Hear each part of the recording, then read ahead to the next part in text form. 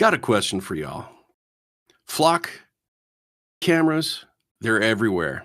Have you seen the Meta Ray-Ban glasses? Have you seen any of the knockoffs that are out there? There's hundreds of them. I want to know your thoughts on somebody wearing those in the same room as you or having a conversation with you. We've seen a couple of these laying around. We've seen some YouTubers using them. It's an interesting conversation, and I want to see where you guys want to take this. Welcome back to Close Encounters of the Tech Kind. I'm John, and we got a panel with us. We got our usual suspects. We got Mike. Hey, everybody. How's it going? Jackson. Howdy do. And behind the scenes is Artie, who got this party started just a little early and threw me off my pace. I always like getting you guys laughing before the show. It livens things up. We got to do this live sometime and show people what we actually are like right before the show. It could be a disaster for everybody. So, Meta Ray-Ban, they weren't the first to put a camera in your glasses. Google Glass was kind of the first to go mainstream with it, and that was a massive belly flop. 2013, if memory serves. But Meta started putting cameras in, and then a whole bunch of knockoffs happened. We got more computing power, so we can do more things. I saw a video recently of a YouTuber that goes around trying to, let's say, initiate a dating conversation with random women on the street. And it's just this real point of view, response, live, organic kind of thing. None of the women are consenting to this. He's just doing it. They're all in public space. You have no right to privacy and free space, right? Right? No. I mean, depending You have upon some where he's privacy. at, there are laws governing recording other people in just their regular day-to-day life, and especially broadcasting that. Yep. Yeah, just because you're in an open and free public space doesn't mean that you can be broadcast without some conversation. But maybe you can. We're going to find out where that line lives, because those laws were written when there was, one camera per million person on the planet. We now have 1 million cameras per person on the planet. That's okay, hyperbole, but we're just keep adding more and more cameras. No, that's London. Laws are not keeping up. Was it? I said that's London. That is London and Vegas. Party Central for USA, Las Vegas, where there's more cameras than people. So, you guys have seen those glasses, right?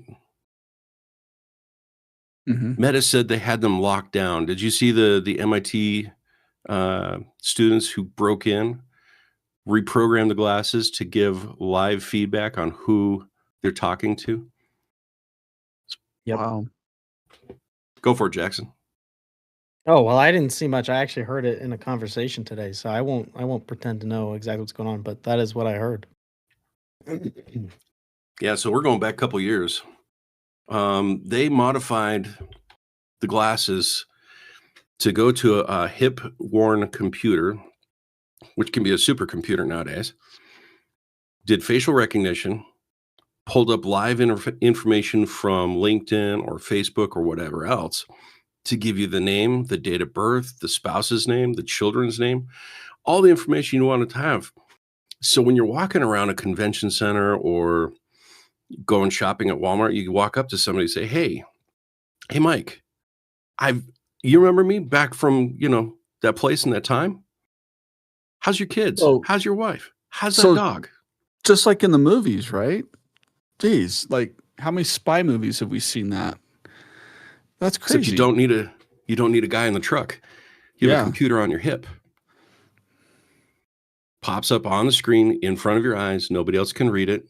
Well, that's not true. If you're savvy, you know what to look for on glasses.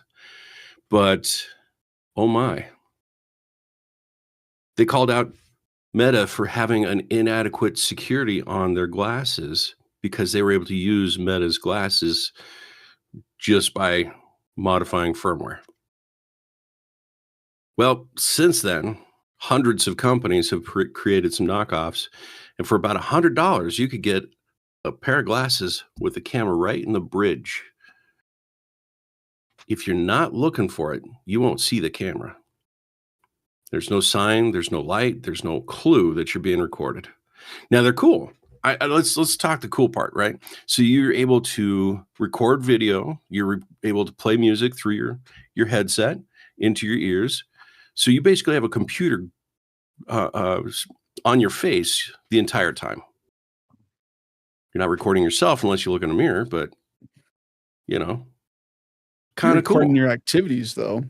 Everywhere you've Yeah. been, everywhere you're going. Your cell phone does that. Then you just strapped it to your face.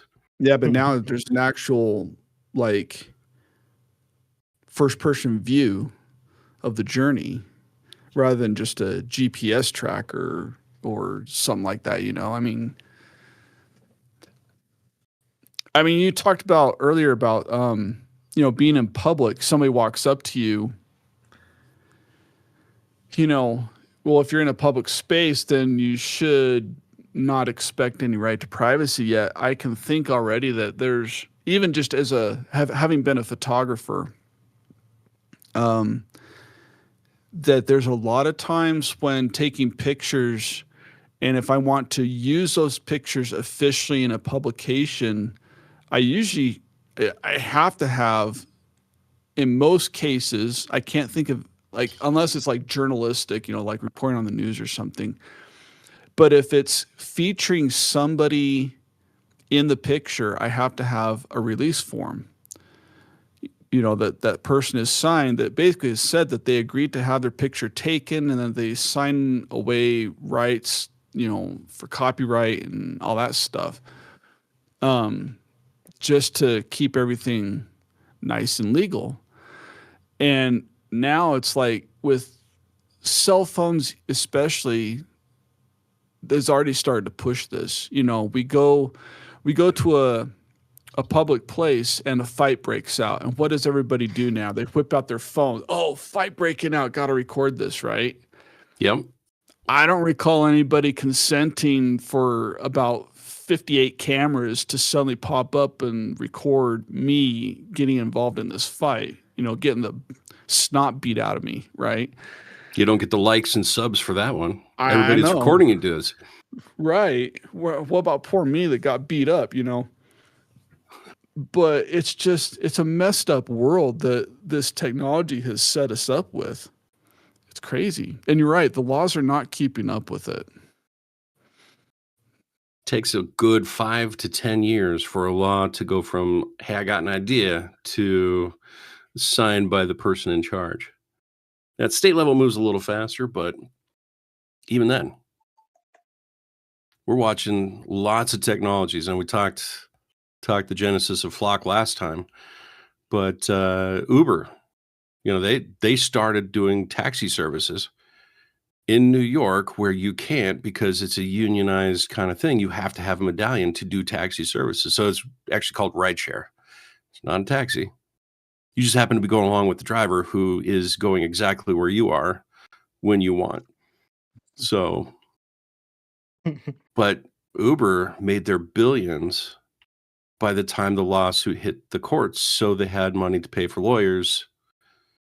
So they kind of strong-armed their technology into place. Now we're watching the same thing with Flock.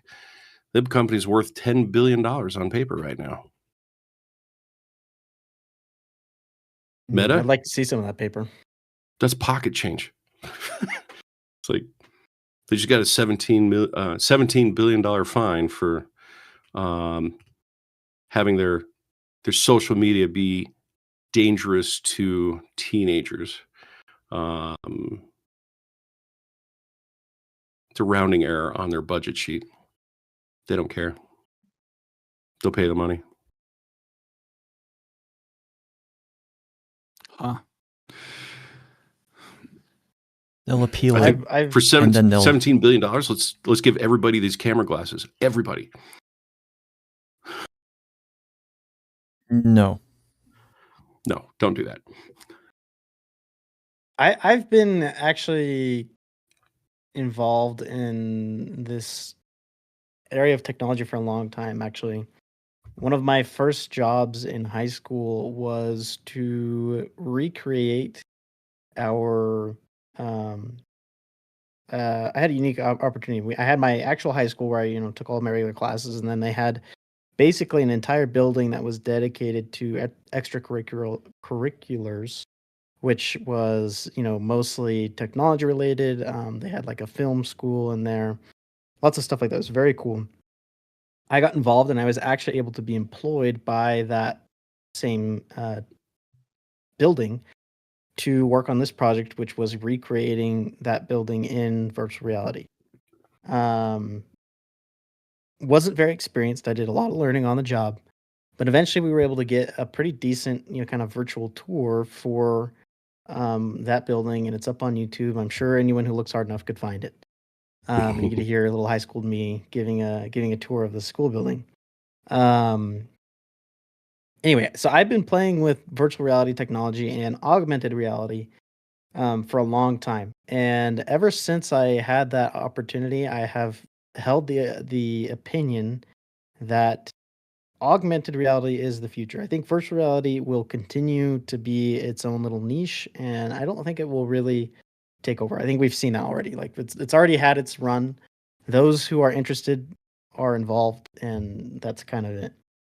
But augmented reality is slowly coming into view and becoming more and more common. And I think these meta glasses are the first real big step to it being adopted publicly. I know people that use them. They wear them on the daily. They have prescription glasses, and I mean that is what they wear. And I hate to say it, but I feel uncomfortable when I'm around them, just because you just never know if you're being recorded or not, right? And You're not just recorded; it's being live streamed. right, right, right. It's like immediately you feel like you're being surveilled. Um, It's like and it's a reverse Truman Show. Everybody else is the star. I and it's strange because it's like I know these people, like I'm good friends with them. I know that they're not recording me. I know that they, even if they were, like they're not trying to do anything malicious with it, or catch me doing whatever. Like I don't know. But it's just, you just get that feeling when you have a camera aimed at you. Even if someone pulls out their phone and is just holding it when they talk to you, even if they're not recording, or even if you're good friends with them, like that's uncomfortable. And so going back to my original point is like I've known that this was coming for a long time, but I don't think I ever really considered the impact that having these cameras constantly on someone's face recording things has, And so now that I'm beginning to see these meta glasses all around, I'm like, oh my gosh, yes, this is the future. Like I've been saying this was going to happen for a long time, and it's only going to keep going. And I still believe that. I don't think it's going anywhere. And like John said, like these companies have the ability to just strong arm the technology into existence, and the laws will kind of bend around it. I think that's probably what will happen. But I never really considered this idea that everyone is now being watched by everyone, which is weird. Well, and do you know what in Japan they had an issue with involuntary pictures taken of beautiful women. So they put a law nationally that your camera phone has to make the sound of a shutter click, not just a quiet one. It has to be a loud, pronounced click. Even if your phone's in silent mode, it will make the click sound, because there was way too many creeps over there taking pictures that they shouldn't.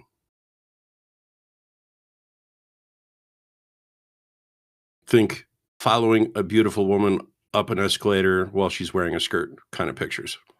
right. So that was a problem. And the way they solved it was a real big fat law saying everybody has to make a click. Well, I think we're past the tipping point on this. There's 7 million glasses from the CNBC report I watched already out in the wild right now. You can't go back and fix that. Can't put that genie back in the bottle. The other thing about that is, let's say you make that law for smart glasses that like let's be dramatic and say that there's a siren that goes off from the glasses if they're recording a video, or if it's a picture, there's like it's an air horn. Let's be In a dramatic public about place, I wouldn't be able to hear myself think. it. And let's also say, they also have a visual cue. So like Meta glasses currently have, there's a light, maybe it flashes, whatever. Let's say it's as obnoxious as possible. What kind of an onus will the law put on these companies that manufacture these glasses to ensure that hardware functions as designed? Because we've already seen, like, it's a common thing where people don't like the light on their Meta glasses because they don't want to know when people are when they're recording, and so they'll drill out that light. So then it becomes, okay, now you've gotten into an electrical engineering problem where you need to ensure that there is a functioning LED and a functioning speaker that is actively making noise and doing all those things before you can allow the hardware to record. It has to be a hardware limitation. That's the way you solve that issue, that problem of people getting around it in a way, because I can just tear out the speaker and I can tear out the LED and I can still record. Don't even do that. Just a drop of black paint over the LED. Sure. I mean, really. Right. That's all it takes. And so.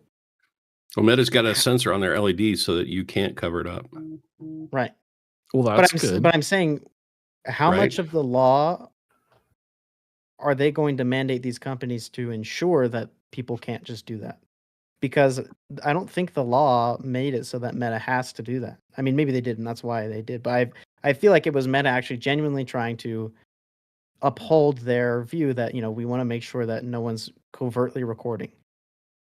And so, well, where there's a creeper with a will, he'll find a way. Exactly. And what's to stop, somebody creating a cheaper version that doesn't have the hardware safety features of doing, and it's just super easy to pull out a speaker and an LED, and the hardware doesn't do the check. I mean, AirTags had the same problem, right? Creeps would put it in somebody that they're stalking, and now they know where they live, where they shop, all that fun stuff. So then it was an AirTag would make a beep if it's on you and not near the owner. Right. Well, so Apple added a speaker. The creep would just take the speaker off. Problem solved. Or should I say, problem recreated. That could actually be something that they do.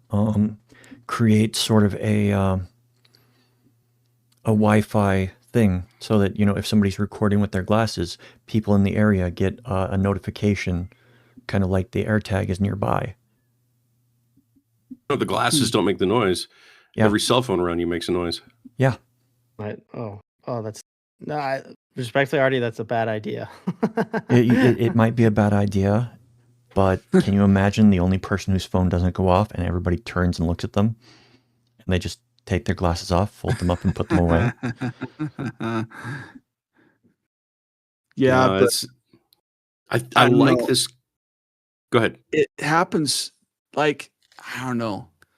I made the comment earlier that I wouldn't be able to hear myself think, if it was the siren, because I would think that there are so many people that when they have a neat feature, they want to use the neat feature. I could just imagine going to the mall and my phone constantly popping up notifications. Hey, there's someone recording her. Like, man, turn off the notification. And now I'm just ignoring it and I don't even care anymore, And at some point, like, I think it's going to get to a point where, so there's the red light, so there's maybe a little beeping sound or a camera click or whatever it is, some kind of a audible or visual cue, and instead of hacking around it to remove it or take it off or something, they're just going to run around and do it anyway. And I think it gets back to the point, like enforcing the laws. Like if we're going to pass laws, how enforceable is it going to be? Are the mall cops going to be so preoccupied with, writing up tickets on, a third of the visitors at the mall because they're all recording? I mean, you know what I'm saying? Without, the proper authorization or permits or whatever it is, and it's just, I think it's one of those things where you set up a law and then you're just putting more burden on the enforcement that it becomes an unenforceable law, So one thing that That's I what I think worry about. is going to happen from this, my mind goes back to the guy that was trying to wear the glasses in court, and the judge basically tore him apart. You're going to have checkpoints in places where you're going to get you wear glasses, you have to take it off, put it on the thing, goes through scans. Okay, they're not that, you don't have any other glasses on you, so you can now wear those. It's going to be seen as a something that you can't bring into the courthouse. It's going to be something you can't take on an airplane or all sorts of different things. So it's not necessarily going to be an onus yes? On the flip side, you're going into public places with these cameras. You have no right to privacy in a public place. You do have a right to privacy in a public place, though. That's been established many times. This is the juxtaposition that we've got to figure out. Would love to hear the comments from our viewers on this, because this is such a charged subject. If you want to record your family at the park, you should be able to record your family at the park. But then there's other kids on the park too. So now that's a problem. Or is it? You get on an airplane. Yeah. Is it a problem to film the passengers around you having a nightmare of a time figuring out whose seat is which? Or did we give up the seat the right way? Or, whatever. If my loud conversation on an airplane disrupts other people, then I should not have any expectation of privacy, because it's my own fault for not speaking in hush whispered voices, and trying to just keep it between me and my, next door neighbor or whatever. Filming my family at the park, there's a reasonable expectation that if I'm focused strictly on the activities of my kids, that's one thing. But if somebody reviews the video and says, okay, so now why are you looking over here at this group of individuals that's, doing that, they're not related to you, they're not your family, they're not even your friends, they're just over here doing some other thing. Why are you focusing on them? They have a right to privacy for their enjoyment of the park too. You don't need to be filming them. And it comes down to the fact that as human beings and in society, people have just lost a sense of, one, common sense and courtesy, really. Right? Like, just be courteous. You know what? That family over there, they're enjoying a barbecue at that picnic table. That's great. Let them do their thing. My kids and I, we're going to play a little softball over here. We're going to do our thing. So here's a question. Journalists, they'll often take footage of scenes like a restaurant or like we said, a park or amusement park or malls or wherever. They don't have to get releases for anybody because they're in a public space and they can then rebroadcast that, and it's not a big deal. Yeah, but are they targeting or focusing on any one individual for any amount of time? I mean, I've seen B-roll footage, and each clip, it's about 3 to 5 seconds of here's people enjoying the roller coaster, and then it changes to another scene, and here's people standing in line for the cotton candy and whatever. But as soon as it focuses in on one particular activity and one particular person, then, or if it's an interview, how did you like your time at the park today? Did you go on some fun rides? You want to tell us about the new management or whatever it is? Then it's like, hey, can we use your name? Can we interview you? Let's get the paperwork signed and let's do it. So, I mean, then I think what we're all getting at is the question is, if there are some activities that are allowed and there are others that are not allowed, how do you check if someone is following the law? Or the subject that's in the camera Yeah, how are follow you their wishes? Should you get consent to film somebody in public? The courteous thing is, yes, you do. Do Yep. you have to by law? Well, that may vary place to place. Maybe you do, maybe you don't. But the courteous thing to do would be to ask. I think Flock Safety has a few ideas on this subject, but I don't know if you guys heard about the hypocrisy on this one. You know Ben Jordan, right? Yep. Did you guys see that he went to attend the Flock Safety Conference? No. I saw a need to short watch about this. those. I don't know if he's released a long form yet, but I did see a shortened version of his experience. I hope he gets far and wide popular with this one. So he was going to go to this convention. He went registered with Hilton to get a room in the hotel where the convention was at.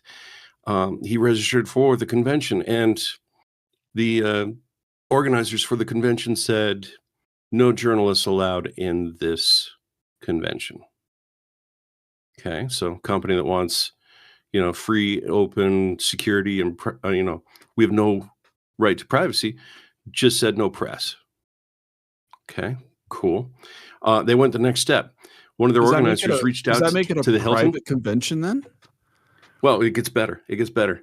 They reached out to the hotel and canceled Ben's hotel room. What right do they have to do that? They did. They don't have a right, but the whoever took the call said, okay, yeah, we'll cancel Ben's room. I don't know if they misrepresented themselves. I haven't heard any of the details on that. All I know is Ben was complaining he didn't have a room to stay in anymore. So him and his buddies, they've got nowhere to go. They can't attend this conference. So what do? You fly your drones, you land your cameras, you put them all over the place, and you film the attendees going in and out of the place. You hook up your little RF microphone receivers, and you tune into the conversation that's being presented on stage. So Flock Safety, who is promoting that everything should be out there in the open and recorded for, you've got no right to privacy.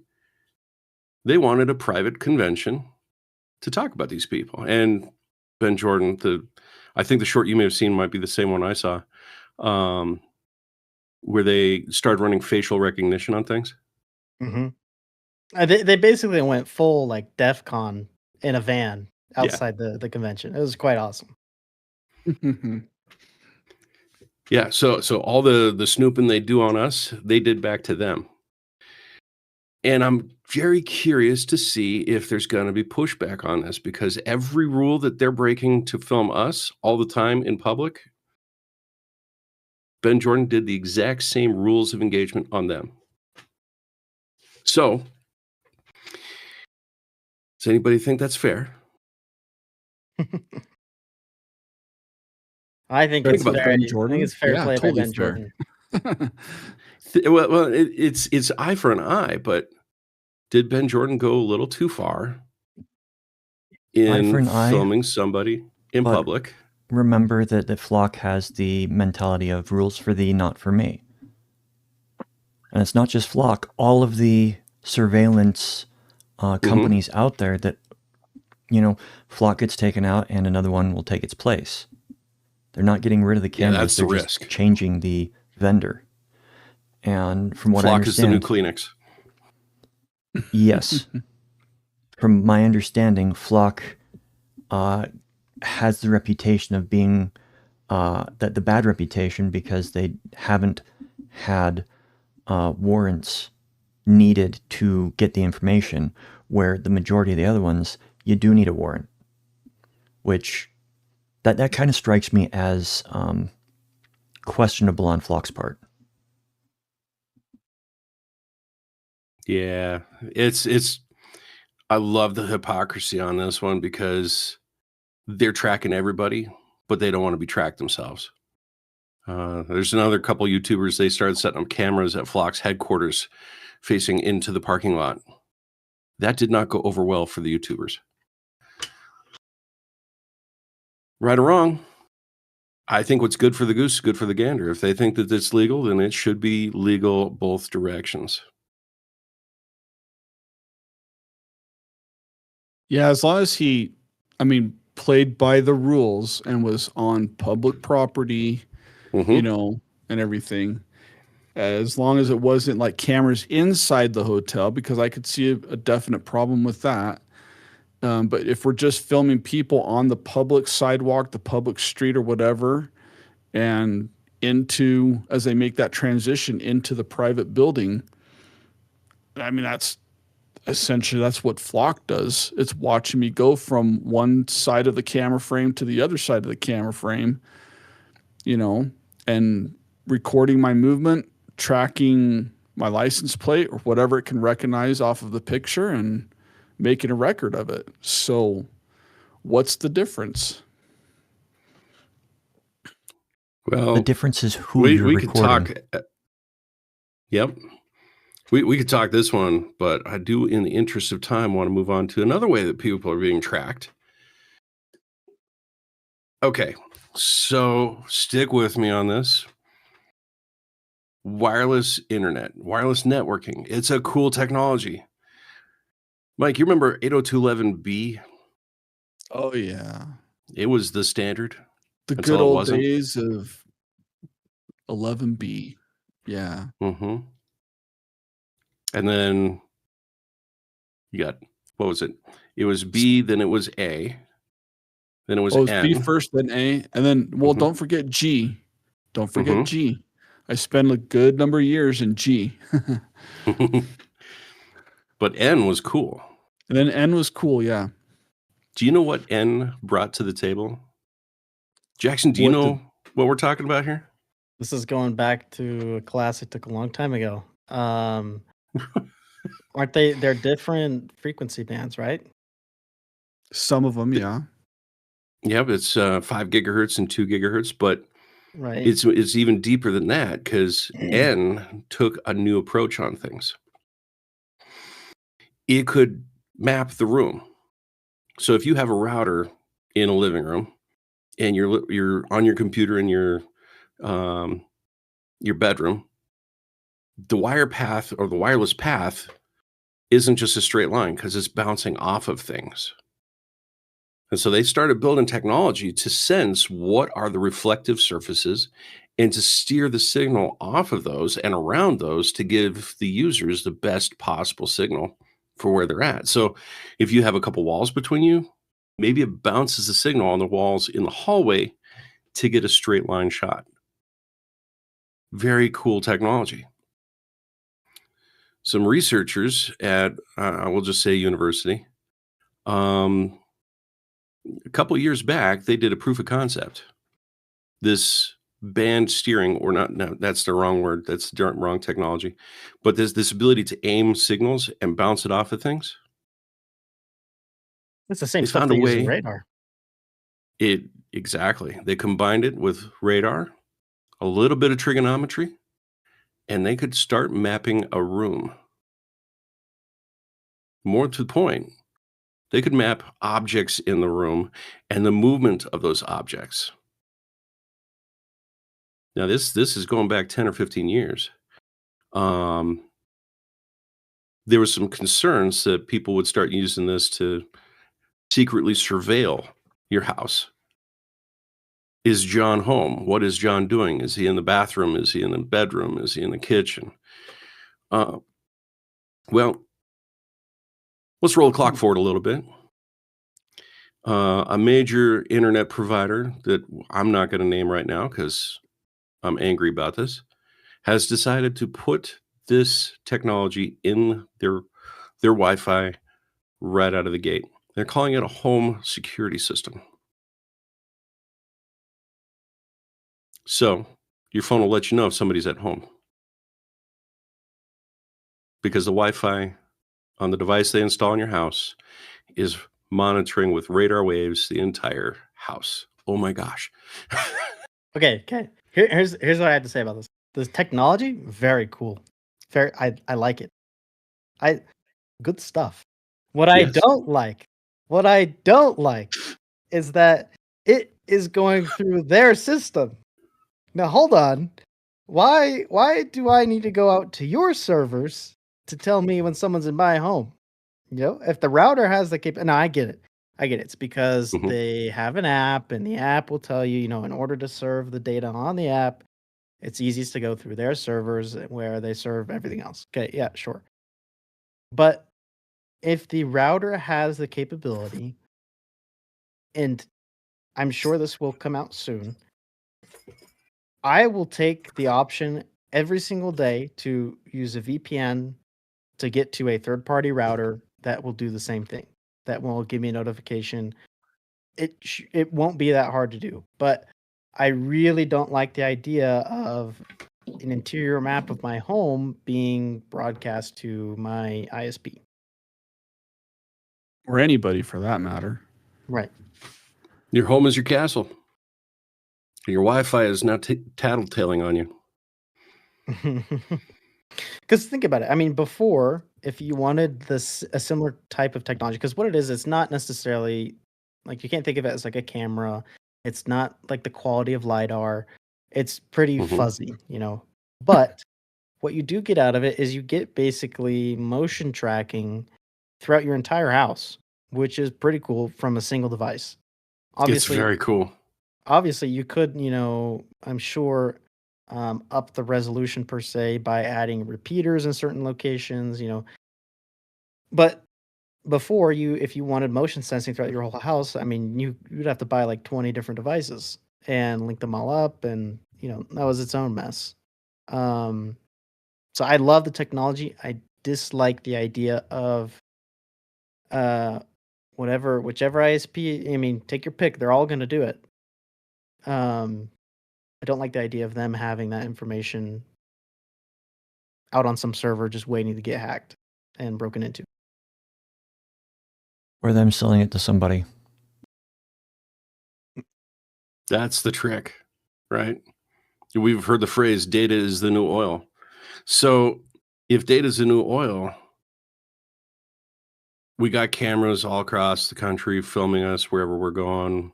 We got cell phones tracking us wherever we go. We got these Meta Ray-Ban glass, kind of all the cheap knockoffs.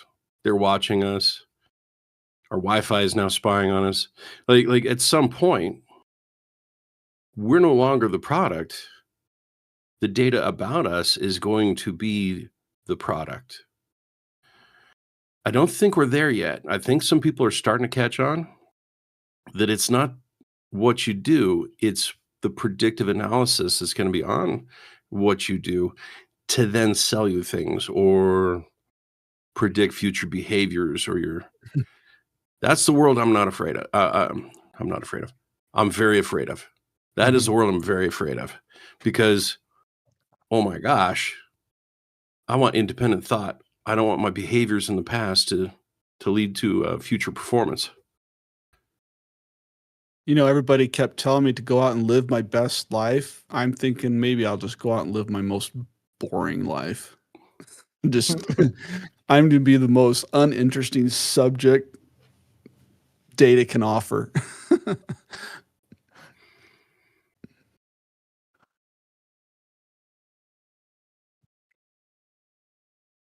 It's interesting thoughts. It's like, what do you do about it, though? I mean, because you can't control one person can't control the entire world.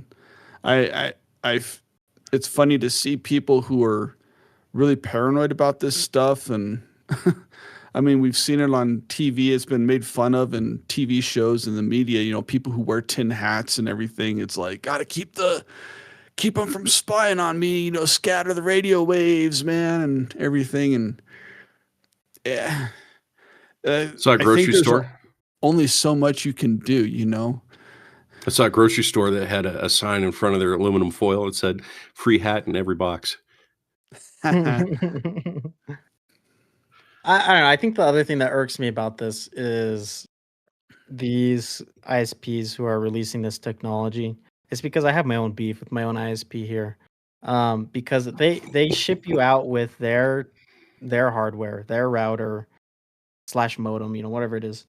And they're willing to put in this super cool technology, allow you to access it, but at the same time, I can't set up my own stinking DNS. I can't do DHCP reservations on their own hardware.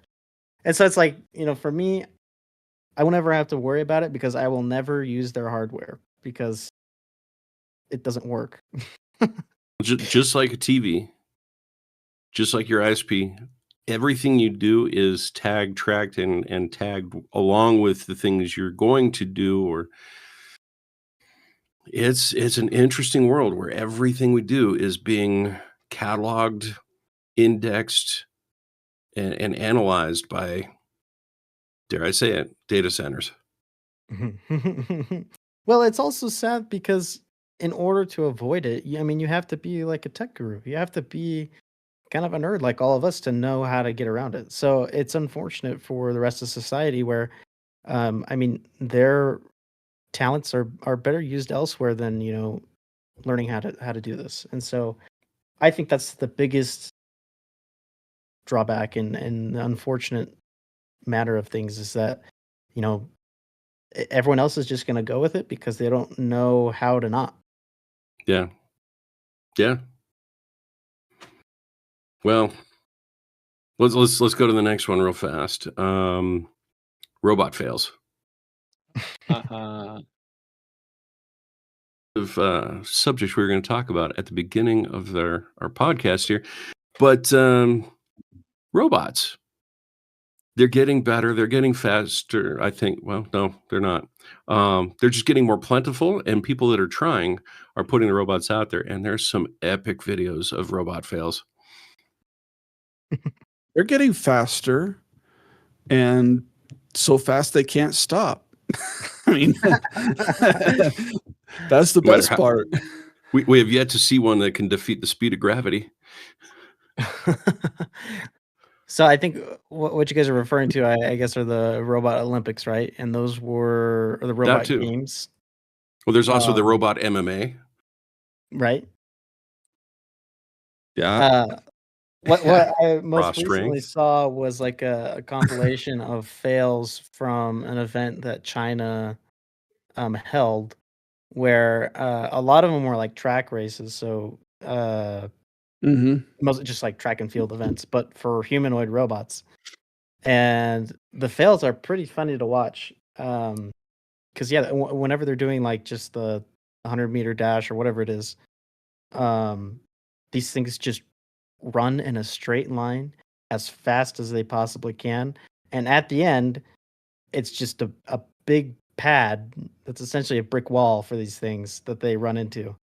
And it's quite funny to see him do it, but at the same time, when there was a wide shot of it and you just see those things sprint like crazy, and you're like, holy crap, I hope they don't teach him how to turn because there's no way you'll get away from it. And that is frightening. The one clip I saw of one of the races, and the robot that won crashed into the pad, but then I saw that there was an actual human being kind of sitting over there. I don't know if he was like a journalist or just a volunteer, like helping with the event or whatever. But I'm just like, man, that guy's lucky that thing didn't crash into him. I mean, I don't know how much these things weigh or what kind of mass we're talking about here, but I mean, I would foresee that it'd cause some kind of injury if you weren't careful. And it's just like, wow, cool that it ran, and stayed upright for the entire duration of the race and did it in relatively decent speed. But at the same time, like, some of these machines are dangerous, like just to be around, if you're not careful. Yeah. Did you also see the ones where there's like an obstacle course where it's not just running a straight line, but it's like go up these stairs and follow this path and climb across, walk across this, and that was pretty fascinating and interesting too. Like, I would like to see just regular human beings finish that. Heaven help us when they actually complete it with dexterity and speed. Right. That's the day Well, I'm not looking forward to. yeah, that's what's scary. I mean, like the days of RoboCop are coming. um, the other Did really you see the funny thing one? I thought was whenever they had like a failure or whatever, and they would actually take it out on a stretcher, which I thought was so funny. They lift up this robot out of the stretcher and carry him out. Take That him was to the too good. robot ambulance. Yeah, yeah, it was great. Did you see the one where the robot was doing arm curls with uh, just lifting weights? Lost Right. his balance and ran forward and smashed into the judge's table. Oh, I know, Oh my right? God. Oh, But I think my favorite was, so it wasn't an autonomous robot. It was a robot geared up to an augmented reality. So this guy has his goggles on and he's doing MMA moves, and the robot is, a couple frames behind, right? So he does a punch, robot does a punch. He does a kick, robot does a kick. And he's just swinging for the fences and kicking. And the robot and him are just kind of dancing, and he's getting kind of closer. And he does a kick out in the middle of nowhere. And the robot does a kick right into between his legs. So the guy doing the motion capture, he grabs himself and falls down in pain, and the robot grabs itself and falls down in pain. You guys ever watched that movie, Real Steel? Isn't that like Hugh No. I've Jackman? heard of it. Really, you With never Hugh watched Jackman. it? Yeah, yeah, Oh, yeah. that's right. Yeah. It's I a think Hugh it's actually, Jackman film, I think isn't it's it? actually a great Yeah. movie. I think I did actually see it. I don't remember. Like, I've only seen it just the one time, so I don't remember Yeah. too much about it. But yeah. No, I've seen it a few times. That was kind of, it wasn't like a family favorite per se, but we liked it enough to watch it a few times. But yeah, it's so funny that that's like kind of coming to life. And I think like that's a sport I might actually kind of get into. Of like, MMA has never really interested me. I'm not a big fan of watching humans beat each other up, but a couple of robots going at it, tearing each other's heads off. That's pretty fun to watch. I now remember what you're talking about. That's one I've wanted to see. I forgot the name of it. I'm watching that tonight. Yeah, definitely. Yeah, It's I might it's have to go back and watch that it's good. I again. think I'm pretty sure it still holds up. I think it's maybe a little cheesy, And but there is a toy company very out good. there that's got the actual name that would be great for this tournament. Rock'em Sock'em Robots. Yeah. Yeah. Wouldn't that be great if somebody actually designed some to look like the toy? That could be interesting. Could be interesting. Got my son into BattleBots. He loves watching that. I saw one. I don't know if it's the official BattleBots, but there was some amateur league where they allowed flamethrowers. Those are fun to watch too. Some of the bot battles, man. I was thinking it would be interesting to have, like a scorpion that stabs into the other robot, fills it with butane, and drives off, lights a match as it's walking away without looking back. I think it should carry hydrofluoric. That'd be pretty fun. Ooh. That's like real poison. Go back to the roots and watch the British series Robot Wars. Yes. Oh my goodness, those were good. I think though what's extra special about kind of like the Olympics that China had, I think it's cool that it's specifically humanoid robot. Because I think we've talked about this before, but the human form is not necessarily the most efficient robot form. And so I think it's cool to see people push, the capabilities of robotics by form fitting into, the human form. Yeah. Because there are a lot of challenges that come with it, and I think it's impressive to see the kind of engineering that has gone into it, to make them be able to kind of function like we do. I saw some good news. There's a Chinese legal case that just got decided that said you can't replace humans with AI. Tech worker got replaced by AI, sued the company, and just won. Like, in what context, though? Because clearly there are some. I mean, if it's blanket for everything, no matter what, then that kind of defeats the purpose of engineering any AI. That's what people So are going to have to figure out now is there's how got does to this be case apply? Yeah, where does the line, like, there's clearly some jobs that are better, actually better done by AI or robots Mhm. or automation or whatever you want to call it, rather than human beings. And Yeah, it's I'm go just ahead. saying it's a weird thing to legislate because I don't know how you define that. A lot of things nowadays have been labeled as AI when really it's not AI. It's just like machine learning or whatever. Mhm. And so, are we gonna go back where it's like, it's not AI, it's just a really nice program? I got Like, replaced by a calculator, a TI-99. Yeah, I see so some people that like have been posting pictures on Facebook, and it's either that they're so good that I don't realize that AI actually made that because they're tagged as AI. And I'm Mhm. looking at I'm going, I don't think that's AI. Like, there's nothing really to say that that's AI. I have no reason to believe it's AI, for one.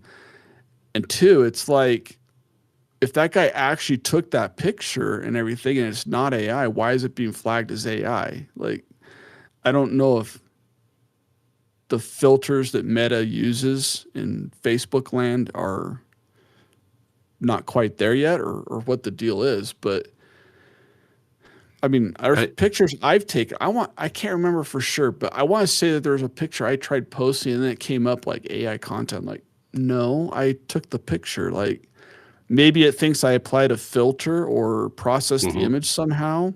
I don't know. A friend of mine was getting into photography and went to a motorcycle convention, just a little get together in a parking lot somewhere. Um, he took a picture of this really, really nice chrome and it just beautiful paint, kind of like Orange County Choppers, right at the height of the popular in that TV show. Mm-hmm. Got lighting was perfect. He sat down in Photoshop and just tweaked it to the nines, increased the high definition, so you could see through the shadows. And he posted, and everybody said that's computer generated. He's like, I promise you, I took the picture myself. It's not CG, but it will look Right. so realistic, and nobody believed that it was an actual motorcycle that he took a picture of. It's interesting Oh, well. times. Well, we got just a couple minutes. Um, did you guys hear about Maytag? Maytag. Yeah, there was Jackson. Maytag had this fantastic TV commercial for the longest time.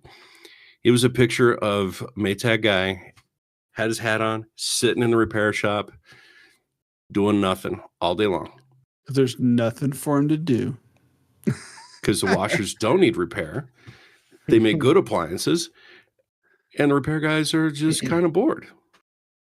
I like it. It was a brilliant campaign because it put in everybody's mind that the repair guy doesn't need to come out and fix your machine because it's always going to work. Step in private equity and it's destroyed everything for a little bit. Not knocking private equity entirely, but yeah, maximizing profits by destroying our appliances. Maytag has just taken an about face. They released a washer. Now it's not in the market yet, but it's about to be. This washer is designed to run for 30 years. It's rated for 12,000 cycles before it needs to be replaced. They're going back to direct drive. There's no more plastic in the washing machine in the power chain. Just Mm. old fashioned. Mike, you Very mentioned in cool. pre-show there you got some friends that have a 40-year-old washing machine and still going. Yeah, I mean, I've seen old washing machines that date back to, I mean, now we're talking what 1980s would be 40 years ago. That, and I think really these days the only reason people are buying new washing machines isn't always because the old one broke. It's because they get wowed by the new features, the digital controls, the programs, the Remote you start. know fine app tuning enabled. of app enabled and all that stuff that it's just like, you know what, I just need something to make my laundry clean at the end of the day. I don't care how it does it, it's just I'm still waiting for the one feature. I don't care about the settings. I don't care about any of that stuff. I didn't get one because I haven't found a washing machine with this feature where it says the load is done, time to move to the dryer. That's the only feature I want. that is true. Washing machines do not give you an alert, but the dryer does. My washing Laundry's machine done. sings an entire song. Like, And sometimes you well, can't get it yeah, to shut the up. new And you're the like, new I the get new it. ones, the new ones do, but the old ones is like really interesting that because we have an older style, like just a basic washer and a basic dryer. The washing machine, when it's done, it just stops. Mm-hmm. But the dryer, there's a little buzzer, it's done. Yeah, Come there's get no your ding. There's laundry. no. Mine doesn't play a song. I'm jealous of that. Although that sparked a memory. Those little cake toppers that you could get at the Party City. There's one of them that would sing "Happy Birthday" when you light the candle. Pops open and it sings "Happy Birthday" That's awesome. until the battery runs out. I've seen there's a company that makes like cards like that, where as soon as you open it, it's got Yeah. a battery in there, and it will just play. I think you can do a custom message. They have their own. Oh yeah. And it just goes until the battery dies. I just fill the thing with glitter and send it to my best friend. Yeah, we That's put pretty this awesome. happy birthday thing in the fridge. You close the door, you can barely it gets quiet enough that the fridge noise drowns it out. And you could always tell when somebody opens the door because happy birthday comes springing out of that. It's like, stop digging in the fridge, kids. Cool. Well, that's great. A 30-year appliance. Yeah. I'm Thank hoping goodness. this marks a turn in appliance and manufacturers listening to us when we say, I do want cheaper, but I don't want cheaper, meaning I throw it away every 4 years. Right. I I want would like quality. to see more companies follow that suit and just go back to selling quality. Because now they want to sell you a subscription model, they want to sell you the break fix model, whatever it is. There's all these things, and the sad thing is financially those companies grow fast. The ones that have subscription models, the ones that have this they sell you a crappy machine, and they get the revenue on the repairs. Like, that's the sad truth. But it's not to say that you can't also have a financially successful company by just selling a quality product and Mhm. standing behind what you sell.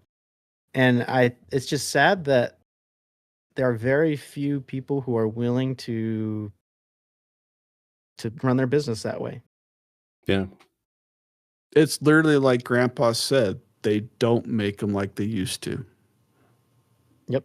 And now it's like, and now we're even, I mean, that used to be how, Grandpa would talk about cars, automobiles, or, some other piece of machinery, the appliances.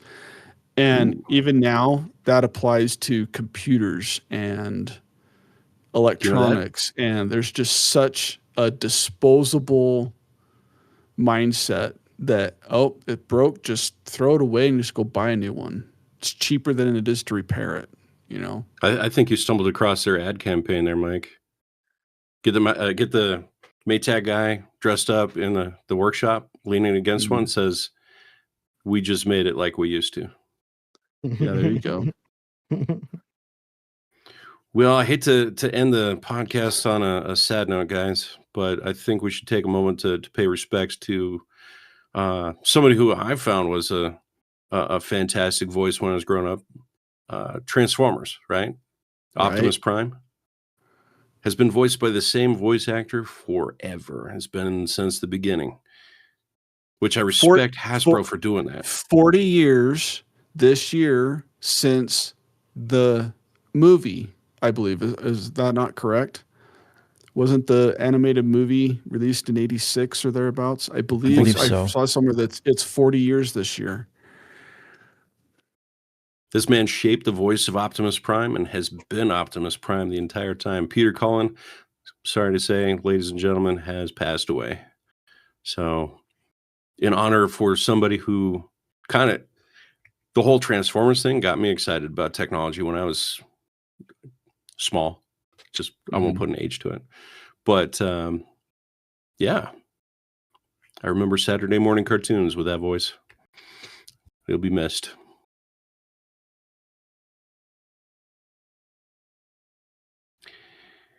Well, until next time, I'm John. I'm Mike. Jackson. I've had a rough week, but in the words spoken by Peter Cullen, above all, do not lament my absence. For in my spark, I know that this is not the end, but merely a new beginning. Well said, Peter. Have a good night.